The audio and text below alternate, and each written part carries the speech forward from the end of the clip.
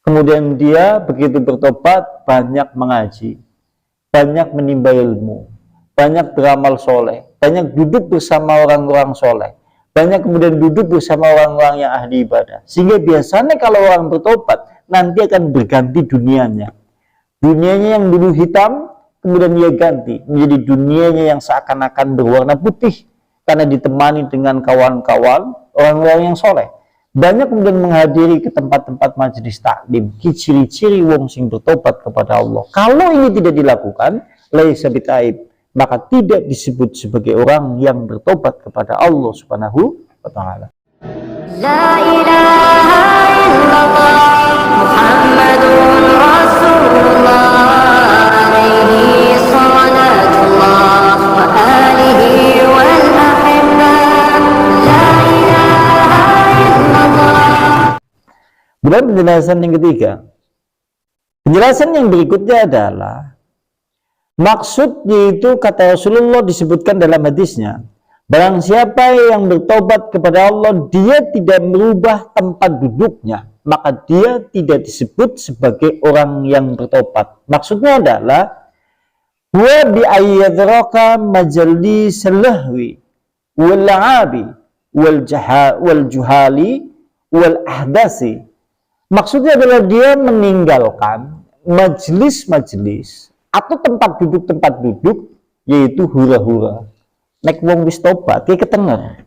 Jadi orang mungkin belum duduk-duduk menghabiskan waktu dalam waktu yang lama sekedar hanya membuang waktu sia-sia. Ki orang mungkin nek sandene wong bertobat mau berbuat seperti itu kalau dia memang betul-betul bertobat kepada Allah.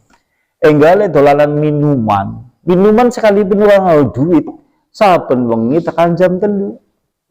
Mulai kabar isya, nek mau bertobat, tempat-tempat majelis yang seperti itu ditinggal. Aku surah perlulah yang seperti itu. Maksudnya seperti itu. Selama panjenengan masih kemudian dalam rangka yang seperti itu, maka tidak disebut sebagai orang yang bertobat kepada Allah. Kan banyak yang seperti itu. Kadang-kadang kita lihat fenomena di masyarakat kita. Orang kadang-kadang menghabiskan waktu sampai puluhan tahun hanya sekedar kemudian dia berdiam di satu tempat. Menghabiskan waktu mulai dari habis isya sampai jam 1, jam 2, jam 3. Sampai makan waktu bertahun-tahun, 10 tahun, 15 tahun, atau yang lain-lain. Bahkan sampai ada yang ditutup dengan amalan yang seperti itu. Sampai menjelang usia tua, dia meninggal, dia masih dalam kondisi yang seperti itu. Enggaknya dolanan sekak sabun wengi nganti tekan jam 1 misal. Karena ada yang seperti itu. Enggaknya kalau suatu saat kemudian kita lihat kebiasaan kaum muslimin itu diantaranya banyak menghabiskan waktu, tidak ada gunanya, tidak ada manfaatnya. Sifatnya itu hanya sekedar permainan dan hura-hura saja. Tapi kemudian itu menghabiskan waktu yang cukup lama di dalam hidup dan mereka tidak pernah menyadari kalau itu semuanya ternyata sangat mudarat bagi kehidupan agamanya. Dan ini tidak mungkin disebut sebagai orang yang bertobat sampai kemudian dia meninggalkannya. Bulannya kesampaian wong bertobat ki ketenger. Biasanya ki ganti dunia nih. Sing mau kemudian seneng huru-hara atau seneng huru-hara atau seneng hura-hura, dia akan mengganti dengan suasana majelis-majelis yang membawa keberkahan. Seperti majelis taklim, datang banyak menuju ke masjid, datang menuju tempat-tempat yang penuh dengan keberkahan, biasanya nampak akan seperti itu. Sampai nawa bakal dipun wastani wong tobat, sampai panjenengan banyak melakukan yang seperti itu. Nah, kalau seandainya kita katakan yang seperti ini, kita termasuk yang bertobat bukan? Wah, Masya Allah ya. Dan berikutnya, dan juga dia meninggalkan, yaitu tempat duduk, yaitu orang-orang yang bodoh, atau kemudian tempat duduk yang hanya main-main, atau tempat-tempat duduk yaitu anak-anak muda. Kalimatnya nang kitab kalimatnya al-ahdasi, itu meninggalkan tempat duduk yaitu para pemuda. Biasanya kalau pemuda kan dia suka yaitu hura-hura, duduk di jembatan, duduk di perempatan jalan sambil bermain gitar. Kalau dulu nyanyi-nyanyian kesana kemari tak jelas. Nek sampean tobat wis ora gelem iki. Itu maksudnya. Sampai kan mulane ora luwes juga lah. Sampai bisa ketahui jarane wis tobat, si melu jagongan nang kono nganti tekan jam 1 bengi. Kan orang luwes. Lagian di sawang ya mboten luwes. Maksudnya seperti itu. Sehingga kalau orang bertobat, dia akan berganti tempat duduknya menuju tempat duduk yang diberkahi, dirahmati, dan banyak kemudian rahmat dari Allah Subhanahu wa Ta'ala. Selama itu tidak dilakukan, maka dia tidak disebut sebagai orang yang bertobat kepada Allah. Sehingga dia beralih menuju majelis-majelis zikir. Majelis zikir nangkanya maksudnya adalah majelis ilmu. Kemudian dia begitu bertobat banyak mengaji, banyak menimba ilmu, banyak beramal soleh, banyak duduk bersama orang-orang soleh, banyak kemudian duduk bersama orang-orang yang ahli ibadah. Sehingga biasanya kalau orang bertobat nanti akan berganti dunianya. Dunianya yang dulu hitam kemudian dia ganti menjadi dunianya yang seakan-akan berwarna putih karena ditemani dengan kawan-kawan orang-orang yang soleh. Banyak kemudian menghadiri ke tempat-tempat majelis taklim. Ciri-ciri wong sing bertobat kepada Allah. Kalau ini tidak dilakukan, laisa bitaib, maka tidak disebut sebagai orang yang bertobat kepada Allah Subhanahu wa Ta'ala. Nuju-nuju kan cokane ana wong dheweke wis tobat tapi gagal, balik mening kepada perbuatan dulu. Kenapa bisa seperti itu? Karena dia belum meninggalkan tempat majelis-majelis yang sifatnya huru-hara atau hura-hura, atau majelis-majelis yang banyak kemudian menghabiskan waktu percuma tanpa kemudian ada faidahnya, kemudian dia habiskan di tempat itu, sehingga dia gagal dalam bertobat kembali kepada perbuatan yang dulu, padahal dia telah bertobat kepada Allah, karena dia tidak disebut sebagai orang bertobat di sisi Rasulullah Shallallahu Alaihi Wasallam. Kenapa yang seperti itu? Dheweke wis tobat tapi akhirnya terus maksiat maning. Kenapa bisa seperti itu? Ya isi campur kan di kanca-kancane sing biyen iki.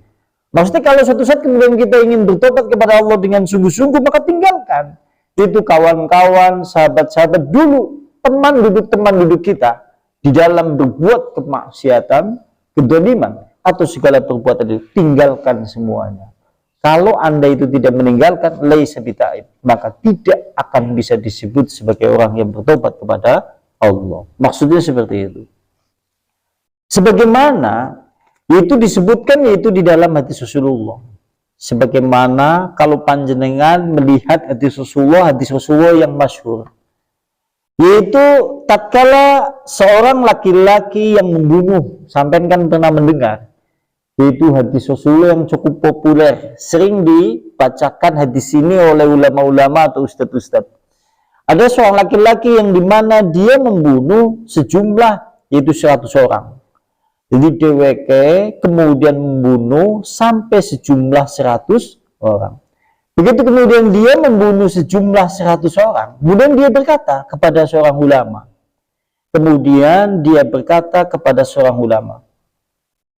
Yaitu halahu min taubah.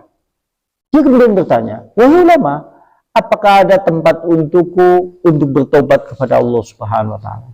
Jawabnya ulama tersebut, waman yakhullu bainaka wa bainaha. Siapa yang menghalangimu antara dirimu dengan tobat? Tidak ada yang menghalangimu antara dirimu dengan tobat. Artinya sampean kalau suatu saat ingin bertobat, insya Allah Allah akan menerimanya. Tapi kata ulama tersebut memberi persyaratan yang harus dipenuhi setelah dia mau bertobat dengan sungguh-sungguh. Kata ulama tersebut, jika kemudian engkau memang betul-betul bertobat, ingpolik ila ardi bani fulan, pergilah kamu keluar dari kampung halamanmu menuju kampung yang lain. Kampung yang lain itu terisi oleh orang-orang yang soleh. Kampung yang lain itu di sana banyak orang-orang yang beribadah kepada Allah. Silakan kamu tinggalkan kampungmu kemudian menuju kampung sana. Ini menunjukkan sing jenengane wong bertobat kalau masih bergaul, masih berkawan, masih kemudian memiliki teman-teman dekat ahli maksiat, susah untuk kemudian dia bertobat kepada Allah. Kalau kemudian bertobat, iya kan angel ya. Iya, buktinya contohnya laki-laki ini, lantas laki-laki ini kemudian meninggalkan kampungnya. Kenapa dia tinggalkan kampungnya? Karena di dalamnya terdapat orang-orang yang penuh dengan perbuatan kejahatan, kemaksiatan, kedoliman. kefajiran. Akhirnya kemudian ia tinggalkan kampung halamannya menuju kampung yang lain, yang di sana terdapat orang-orang yang soleh. Kemudian dia begitu menuju kampung yang lain, ternyata di tengah jalan dia meninggal. Kalau menurut riwayat kan seperti itu. Begitu kemudian dia di tengah jalan, dia meninggal. Lantas menurut riwayat, akhirnya dia masuk ke dalam surga. Karena satu langkah kakinya lebih jauh, yaitu meninggalkan kampung halamannya. Artinya lebih dekat menuju kampung tujuan, tempat dia hijrah dari taubatnya. Maka dia termasuk ahli surga. Artinya yang jenengan suatu saat betul-betul bertobat, berniat untuk meninggalkan dunia yang seperti itu semuanya, berniat untuk meninggalkan semua tempat-tempat kawan-kawan yang tidak tepat guna dalam kita bertobat kepada Allah. Begitu jenengan sudah berniat, ternyata di tengah jalan kemudian kita meninggal, maka itu ada hitungannya di sisi Allah Subhanahu wa Ta'ala. Maksudnya demikian. Mulanya nang kene diomongna, barang siapa yang bertobat kepada Allah, dia tidak mengganti tempat duduknya, maka sungguh dia tidak disebut sebagai orang yang bertobat kepada Allah. Maksudnya penjelasannya seperti itu. Kadang-kadang orang tobat kan gagal, permasalahannya gagal karena dia belum meninggalkan secara totalitas hal-hal yang berkaitan dengan masalah teman duduk, kawan, sahabat-sahabat yang sifatnya banyak mudarat di dalam beragama.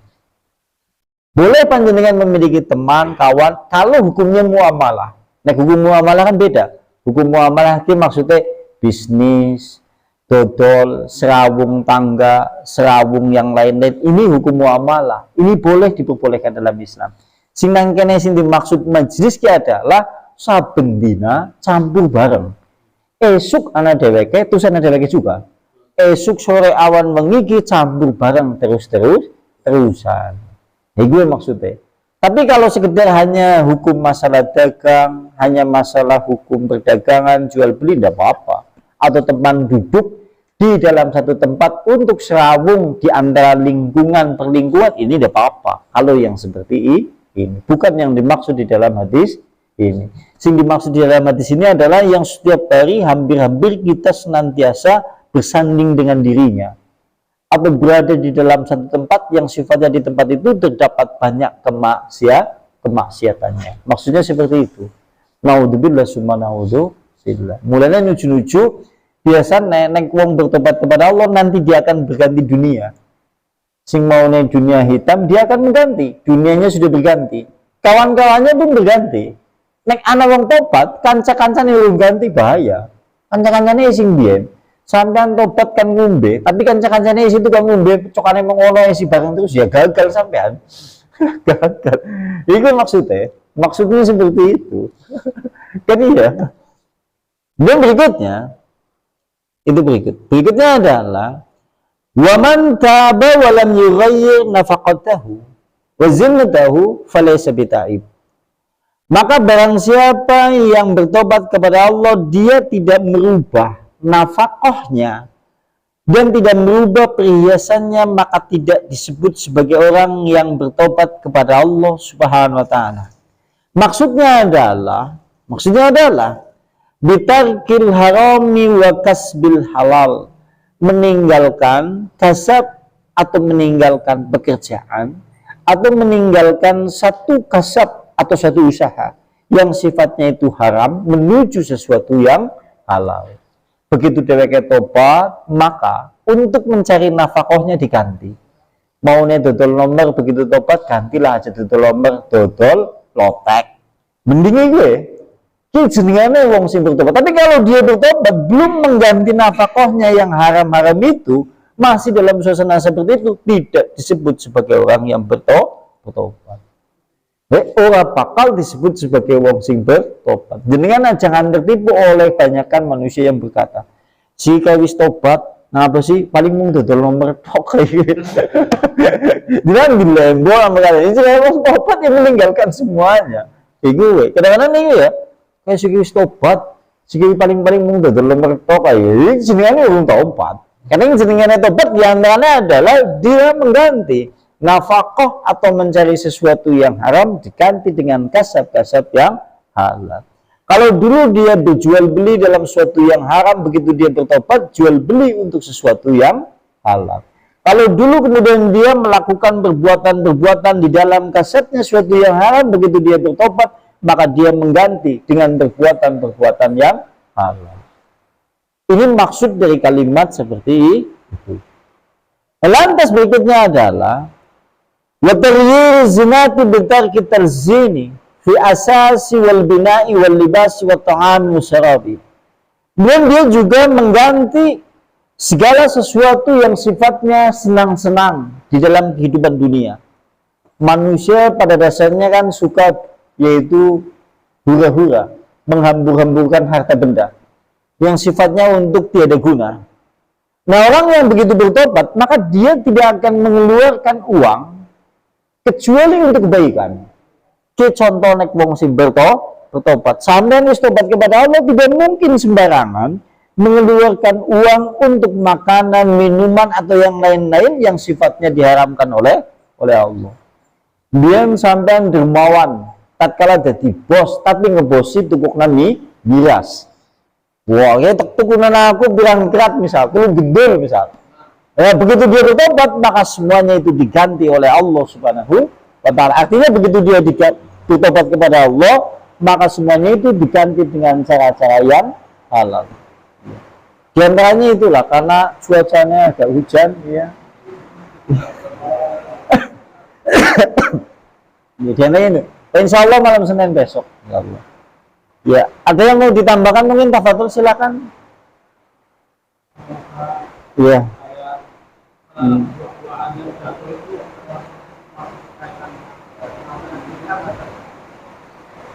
Kalau dalam Islam itu kan berbicara masalah nemu, jatuh kan berarti nemu. Istilah dalam bahasa fikih kan lukota. Lukota adalah barang temuan. Nang Islam itu tidak ada barang nemu. Artinya nek direct nemu sesuatu, buah, barang atau yang berarti itu ada pemiliknya. Itu bisa menjadi halal ketika kita ambil kemudian kita ngomong sing duwe. Bah, pelemen sampean tiba ki sekitar pangan aku dia apa? Kalau dia mengatakan ngono, nek kepengin yang ngepet maning ki berarti halal. Tapi kalau kemudian kita ambil nutur, kemudian kita makan tanpa kita memberi izin, maka ini termasuk haram. Itu. Jadi karena nang Islam sing jenenge barang nemu. Barang nemu nek menurut hemat kami sing jenenge sampean nemu apa baik cobaan. Jadi nemu semakin akeh kecobaan. Cokane kan lucu-lucu wong umum cokane ngomong. Kayaknya kena nemu duit kayaknya enak ya alhamdulillah rezeki. Loh kamu gimana cobaan? Karena yang jenenge barang nemu tinggo dadine haram, kudu dibalik. Nah, bayangkan kalau suatu saat dengan di jalan nemu uang misal 5 juta. Berarti kan cobaannya nek dinggo di panganan derek haram. Kalau suatu saat kemudian kita kembalikan, kita mendapatkan pahala. Dan tidak ada istilah barang nemu dalam Islam. Nah, termasuk diantaranya ya buah-buahan atau yang lainnya sama seperti itu. Nang Islam karena barang nemu. Jangan nemu kelari kan ada sing duwe. Jantung lucu-lucu. Kan sekalipun itu sepele ya, kadang-kadang wong sing duwe karangan ngileng-ngileng jantung. Pak kayane ngesuk enek dijangan enak lu. Anakku kabeh bojoku ya iki pengen jangan jantung tinggal tadi. Nah, sorene ana wong ramban dipet. Ya, lha terus suke-suke sing duwe walah jantung ya dijangan dipet kita kenteni sedina wis ilang. Gelak. Mulane nang Islam ora ana sing istilah dengan bahasa nemu. Itu seperti itu. Iya, angel memang harus jadi. Di antaranya itu. Cukup ya.